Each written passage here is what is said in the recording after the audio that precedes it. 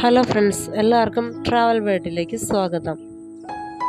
ഇന്ന് travel world എത്തിയിരിക്കുന്നത് വളരെ മനോഹരമായ ആമ്പൽപ്പൂക്കളുമായിട്ടാണ്.